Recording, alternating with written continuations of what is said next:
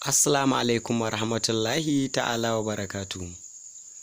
Barka da zuwa wannan tasha. Da fatan kowa yana lafiya. Idan wannan shine farkon zuwanka, muna roƙonka da ka danna mana alamar subscribe, sannan ka danna wannan ƙararrawa ta sanarwa domin samun sababbin shirye-shiryen mu akan lokaci. Mun gode. To kamar dai yadda kuke gani, yau za mu yi magana ne akan wani application wanda ya kasance duk wani mai budurwa ya kamata ya mallaki wannan application, ko matarka kana nan ko baka nan, ya kamata a ce ka mallaki wannan application, domin wannan application ne na zafafan kalaman soyayya. Wannan bidiyo na masoya ne. Za ka buɗe Play Store na wayarka kamar haka,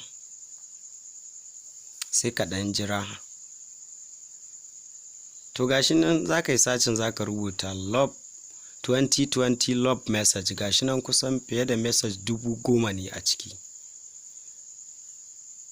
To ni na riga na yi installing din shi, kai da baka yi ba za ka rubuta, za ka danna installing. Ni na yi bara kawai na danna open.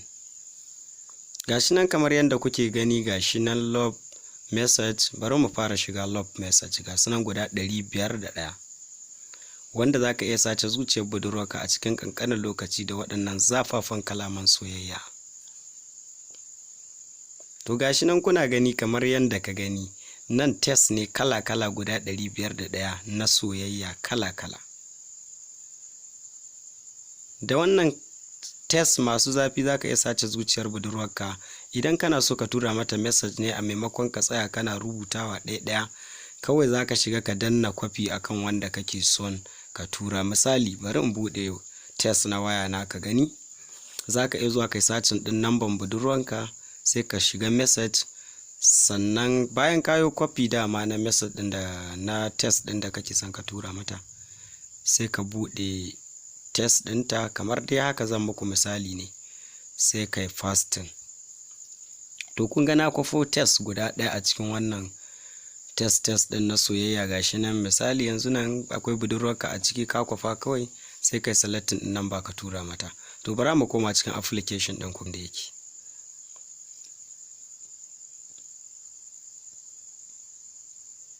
To gashi nan na sake dawowa. Kai ma za ka iya zaɓar duk wanda ya maka, sai ka tura ma budurwarka. Haka ke ma za ki iya zaɓa ki tura wa saurayinki domin ƙarin danƙon ƙauna. Sannan za ka iya sharing, duk da yake dai akwai problem na network, shi yasa kuka ga baya sauri abin. Amma za ka iya sharing ɗin wannan test zuwa WhatsApp da sauran. In ma a Facebook take yi, za ka iya tura mata a Facebook. To kamar dai haka da kuke gani. In kuma WhatsApp ne, gashi nan direct za ka danna WhatsApp. Ga WhatsApp nan a jiki, sai ya tafi. Wannan kuma da kuke ɗan fararen abubuwan nan, in ka danne shi kuma zai baka dama kai kwafi na test ɗin. To ga sunan dai ka ga test ne kala-kala, kiss message, miss you, dai kala-kala ne test ɗin, sai irin ɓangaren da ka zaɓa. Nan duk inda ka shiga message ne ya kai guda 500 da wani abu. Don haka ba tare da ɓata lokaci ba, masoya sai a garzaya a dage a dinga sace zuciyan juna. Kina sace zuciyan shi, yana sace zuciyanki, yana rikita ki da kalamai na soyayya kala-kala. Wannan test zai ba masoya gudunmawa 100%. Don haka muka kawo muku shi, sai a ci gaba da soyewa.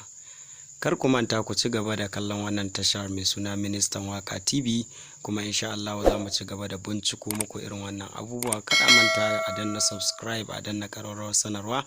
Ga waɗanda suka riga kuma suka yi subscribing, za su iya like, su comment, sannan su sharing ya zuwa 'yan uwa da abokan arziki, domin kowa ya amfana da wannan darasi da ake koyarwa. Za ka iya ka kwafi test ɗin, sai ka shigo cikin WhatsApp, kai selecting. Idan budurwarka tana online, kawai sai ka danna mata wannan message. A maimakon ka zauna kana ta rubutu ka ɓata wa kanka lokaci, shi wannan application zai baka dama, kawai za ka kwafi test ɗin ne direct. Kana sa kwafi, kawai za ka zo a cikin message ko a WhatsApp ko a Facebook, kai posting ɗin shi, kai ka tura wa mutum. Wannan ba kowa zai ma fahimci wai ka kwafe shi ne a wani waje ba. Kawai za ta ɗauka kana tura mata kalaman soyayya ne, za kuma ka rikita ta da waɗannan test masu zafi. insha Allah za mu ci gaba da zakulo muku ire-iren wannan abubuwa masoya. Kar ku manta ku ci gaba da kasancewa da mu, a ci gaba da sharing da liking. Mun gode, ku huta lafiya.